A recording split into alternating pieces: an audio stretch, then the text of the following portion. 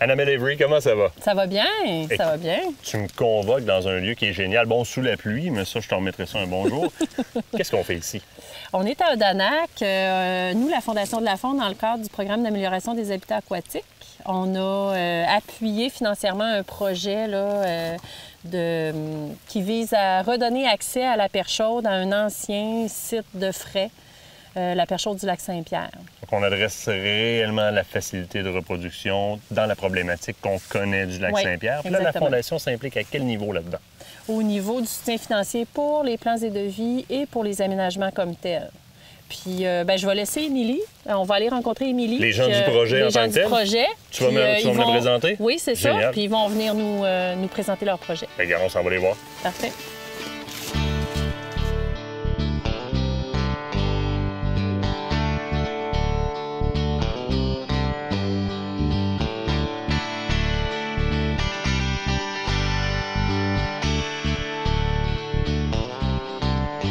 Enfin, on est avec les gens du programme. Émilie Paquin, comment ça va? Ça va bien, toi? Ça va super bien. Écoute, toi, tu es à l'emploi du Conseil de la Nation ici à Odanak.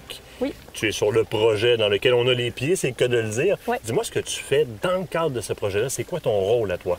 En fait, moi, je suis biologiste et je travaille, comme on parlait, pour le Conseil des Abénakis d'Odanak. En fait, moi, je suis la chargée de projet du projet ici. Donc, mon rôle, c'est la création du projet, la réalisation, le suivi et en fait, tout ce qui est gestion et réalisation du projet dans lequel on est présentement. Et là, ce projet-là commence où? Il y a une idée qui a fait germer le tout. Il y a de l'historique ici. On prend une décision où de décider d'aménager tout ça, de demander aux différents ministères et organismes? Oui, en fait, l'idée de créer le projet Perche chaude est venue en 2012, en fait, suite à l'instauration du moratoire sur la perche chaude au lac Saint-Pierre. En fait, c'est à ce moment-là qu'on a réalisé qu'il y avait vraiment un problème réel au niveau de l'effondrement de la population de perche chaude du lac Saint-Pierre, puis que, dans le fond, on aurait intérêt à travailler sur cette espèce-là, puis à essayer de venir localement la communauté en aide à cette espèce-là qui est importante au niveau alimentaire pour la nation. À partir de là, ça continue comment? Bien, l'idée de base, c'est qu'on connaissait ici à Odanak, on savait qu'il y a à peu près une vingtaine d'années, il y avait des perches chaudes qui montaient l'ancien cours d'eau pour aller se reproduire dans le marais, qu'on appelle ici le marais de la commune. Aujourd'hui, le marais est pratiquement plus connecté au printemps à la rivière Saint-François en raison de la diminution des crues printanières dans notre secteur. Donc, on savait qu'anciennement, la perche chaude montait. Là, on a réalisé que la perche chaude n'était plus capable de monter en période normale de crue. Donc là est venue l'idée de monter un projet pour venir voir si on pouvait, premièrement, faire quelque chose. Donc, le premier projet en 2013 où on a impliqué la Fondation de la Faune, on a fait venir des spécialistes, on a fait venir des gens du ministère, on a fait venir ingénieurs, on a engagé AERCOM Inc. de Trois-Rivières pour venir faire un portrait à savoir est-ce que c'est possible, est-ce que d'un, l'habitat est toujours de qualité, est-ce que la perche chaude aurait intérêt à revenir dans cet habitat-là, est-ce que c'est possible de faire quelque chose pour connecter les deux environnements. Puis le constat a été que oui, il y avait une pertinence, que l'habitat était de qualité, puis qu'il y avait une possibilité de faire un aménagement ici assez simple qui pourrait permettre d'améliorer la circulation du poisson entre la rivière Saint-François puis le premier marais de la commune. Donc, c'est comme ça, en 2013, qu'on a monté un projet pour faire des plans et devis pour un futur aménagement qui est celui sur lequel on se trouve aujourd'hui. Et à l'origine, vous aviez une dénivellation qui était beaucoup trop prononcée au niveau du premier cours d'eau. Là, on a fait un méandre, littéralement, pour adoucir cette pente-là. Il y a, tu me disais tout à l'heure, une pêche expérimentale qui a été faite avant le projet. Là, dans le futur, on va refaire des pêches comme ça pour inventorier, mais on a un témoin à partir duquel on va pouvoir travailler. Oui, en fait, cette année, notre projet d'aménagement du nouveau cours d'eau a débuté, bien sûr. On est allé faire une étude d'avant-projet. C'est pour voir comment, pour avoir des données, pour pouvoir comparer après le projet, pour pouvoir mesurer nos résultats. Donc ça, on a fait ça au printemps. Maintenant, au mois de juillet, avec une équipe d'excavation, on a complètement réalisé un nouveau cours d'eau. Donc, qu'est-ce qu'on a fait? On a commencé par fermer l'ancien cours d'eau. Après ça, avec des pelles mécaniques, camion-bennes, on est allé creuser un nouveau cours d'eau. L'ancien cours d'eau était en ligne droite. Donc, il y avait un dénivelé d'1,50 m en 50 mètres. Donc, c'est vraiment court. Le nouveau cours d'eau fait 90 mètres, donc il est beaucoup plus long. Donc, en faisant ça, on a réussi à réduire les pentes, on a réduit la vitesse de courant. Donc, pour un poisson qui a de la difficulté de franchir des seuils puis de la vitesse de courant, comme la perche chaude, mais en principe, on lui a vraiment facilité l'accès pour se rendre, bien sûr, à son site de reproduction. Donc, le nouveau cours d'eau, comme on disait, il est formé de plein de petits bassins, à peu près 80 petits bassins. En plus, on a modifié le ponceau, donc on a mis un nouveau ponceau beaucoup plus gros, mieux situé, plus profond, encore là pour améliorer la circulation du poisson.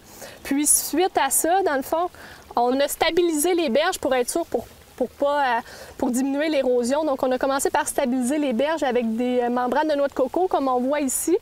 Oui. Et ensuite, avant de mettre les membranes, on a ensemencé avec un mélange de graminées pour milieu humide. Donc, fait exprès pour ensemencer les rives de cours d'eau. Puis aussi, c'est des... ça réussit bien, on le voit. Oui, on voit que ça a super bien repris parce qu'on a fait ça au mois de juillet, puis on voit que la végétation a déjà repris. Puis de toute façon, les membranes de noix de coco sont là pour les premières années pour être sûr de fixer le sol. Mais au bout de la ligne, on a besoin d'enracinement pour vraiment venir fixer stabiliser. Tout ça. Là. Puis c'est pour ça aussi que dans les endroits plus sensibles, donc dans les courbes, on est allé mettre aussi des arbustes, comme on voit qu'il y a de l'aune ici. Puis l'autre bord de la rive aussi, on a stabilisé la rivière. Donc ça, c'est sûr que ça va avoir un effet aussi d'augmenter la biodiversité du site, puis en même temps d'améliorer visuellement l'esthétisme du site. Ah, mais juste en arrivant sur le site, là, je te dirais que ce matin, là, à l'oreille, on l'entendait, la biodiversité. Ouais. Quand tu as un site comme ça, tu as la chance d'avoir aussi énormément de variétés d'oiseaux sur place. Écoute, dans un gros projet comme ça, là, on est avec la Fondation de la Faune aujourd'hui, mais tu as aussi d'autres collaborateurs qui te viennent en aide. Je veux te donner la place à les remercier. Oui, parce que c'est vraiment important. En fait, on ne ferait rien sans nos collaborateurs. Entre autres, il y a nos collaborateurs financiers pour ce projet-là.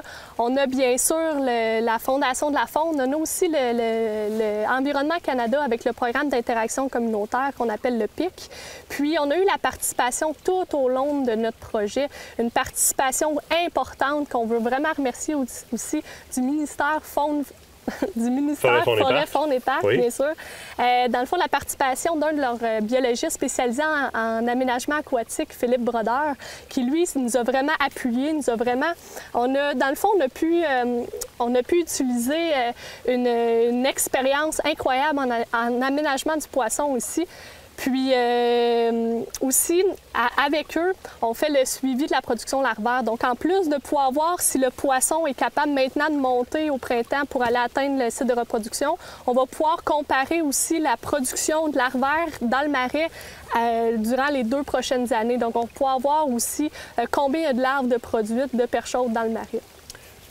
Émilie, superbe projet. Je te remercie pour ton temps qui est de qualité d'ailleurs.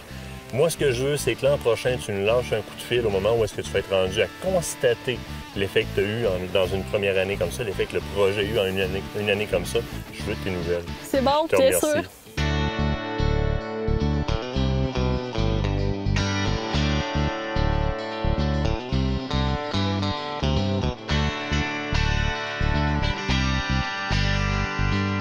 Annabelle, une initiative du tonnerre, on va le dire. Hein? La pluie, le tonnerre. Ça a bien fait que je t'ai invité malgré la pluie aujourd'hui. Concept, je dirais, initiative qui a été mise en branle par le Conseil des Abénaquis d'Odanak. Chapeau, une très belle initiative et qui est toujours partenaire dans cette initiative-là, évidemment. Oui, tout à fait. Un groupe qui s'est très bien impliqué là, dans le projet. Puis d'ailleurs, si les gens veulent venir visiter le site, c'est un site qui est ouvert à tous. Ils peuvent venir voir les aménagements, le marais, la rivière.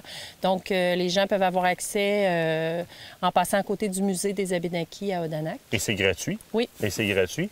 Et là, des aménagements comme ça, on en veut plus. Si je veux me renseigner à savoir si moi, je peux faire une initiative comme ça, je me rends sur le site de la Fondation? Sur le site de la Fondation, puis les gens ne se gênent pas là, à appeler un coordonnateur de projet s'ils ont des questions.